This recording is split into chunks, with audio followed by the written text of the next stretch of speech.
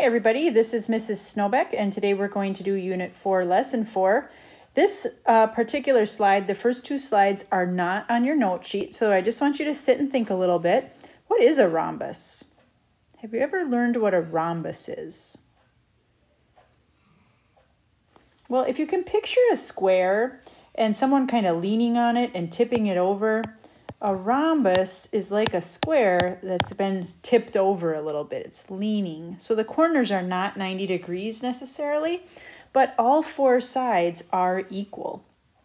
The plural of rhombus is rhombi.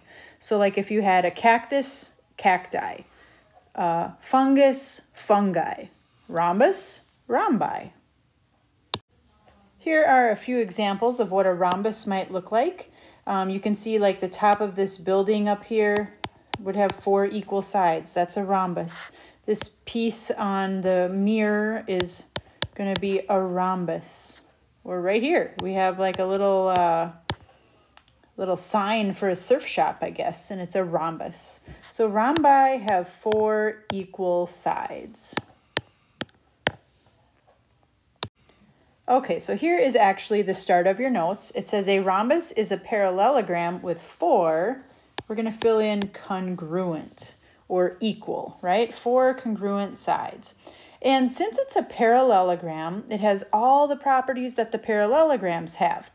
Like opposite sides are parallel and congruent to each other.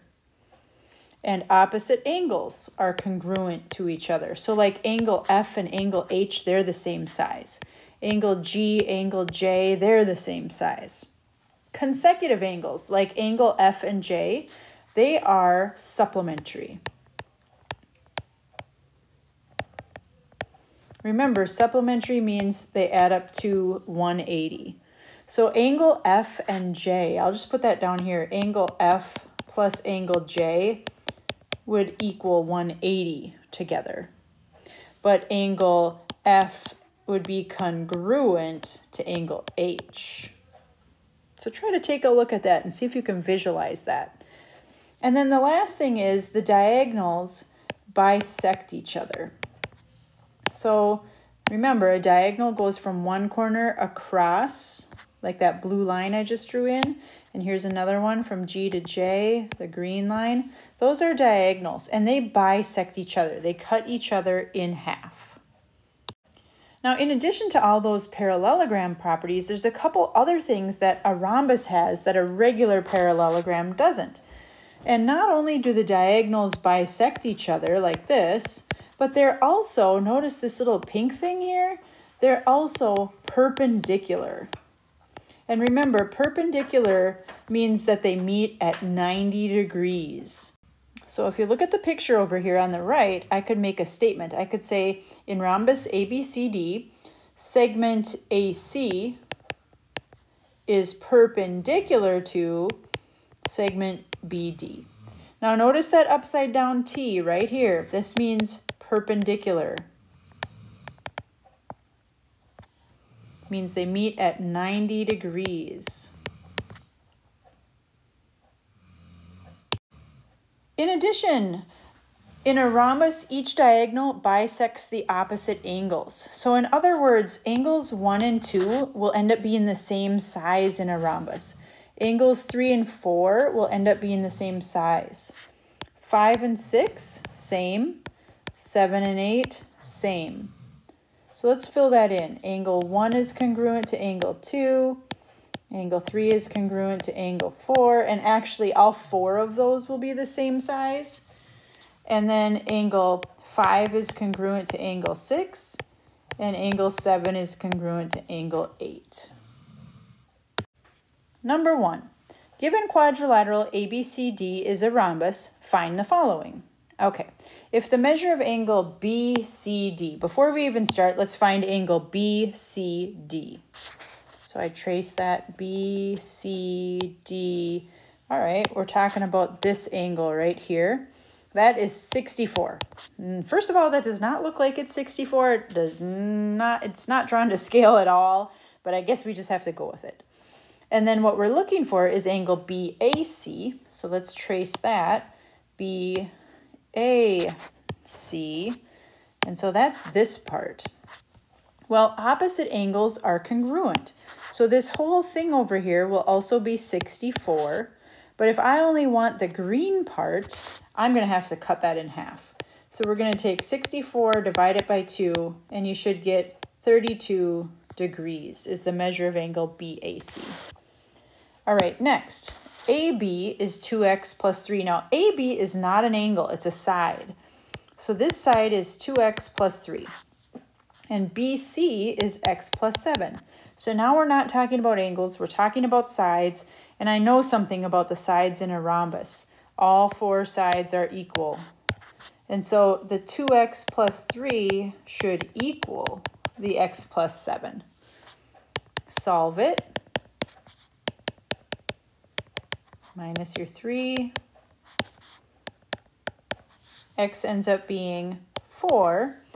But we're not done. Look at what the question's asking. The question's asking, find CD.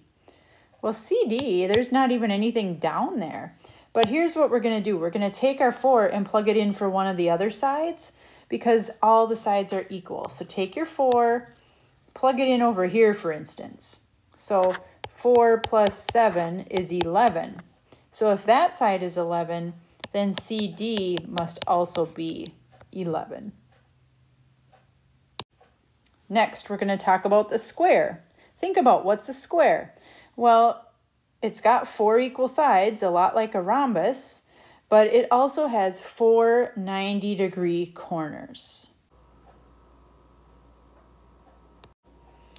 A square is a parallelogram with 4 congruent sides and 4 90-degree angles or right angles. So squares have lots of properties, all the properties that a parallelogram has and a rhombus has.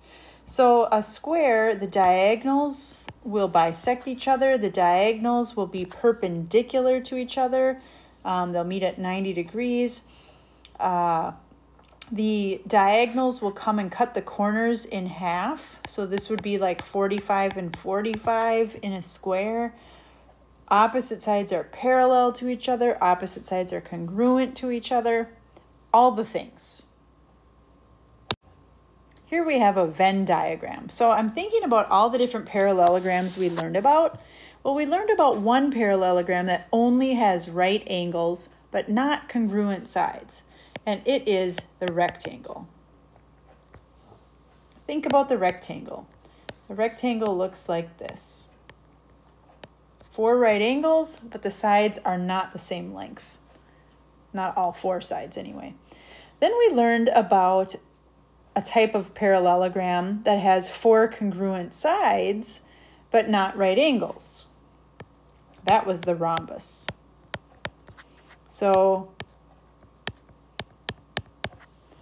remember, the rhombus has 4 congruent sides, but the corners are not necessarily 90 degrees. But then there's something that fits into all the categories, and it's the square.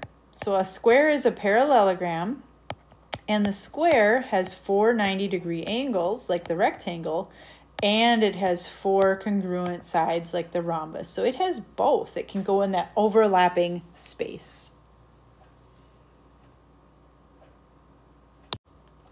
Number 2, the diagonals of rhombus W, X, Y, Z intersect at V. So you can see that right here, they cross at V. Use the given information to find the measure or value. Okay, first thing, if the measure of angle WZX, so everybody find WZX. Here it is, down here.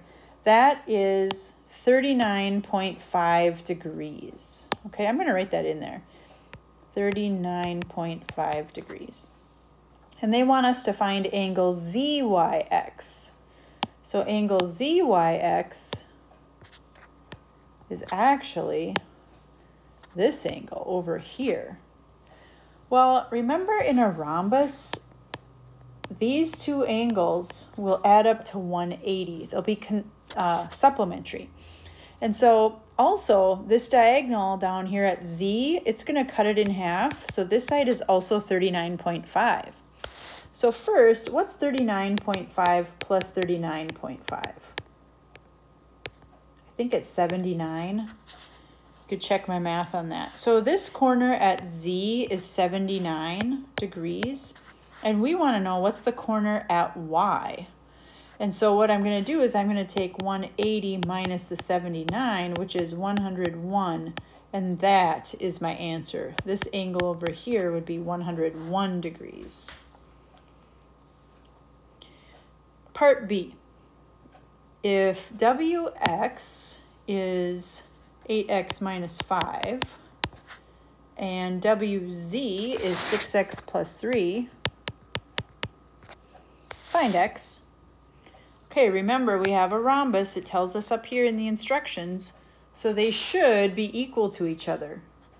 So the 8x minus 5 should equal 6x plus 3 because all the sides are the same length. Okay, solve it for x.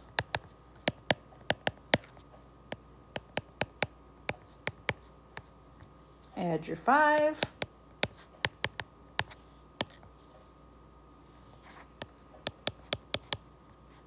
Divide by 2. X is 4. And I think we're done. All right, will you please pause the video and try this last question on your own? When you're done, unpause the video.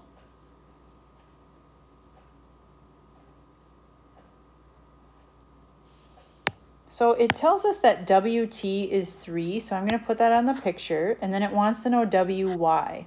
Well, this would also be 3, so WY is going to be 3 plus 3, or 6.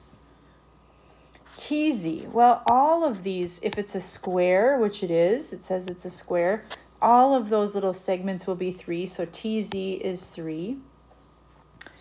Angle WTZ. WTZ is actually right here. Let me outline it in yellow.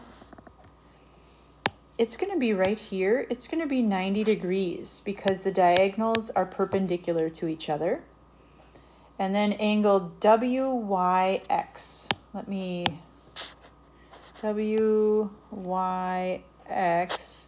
That's this angle down here. Now that's going to have a 90-degree corner that's cut in half. So each of those will be 45. So this is going to be 45 degrees.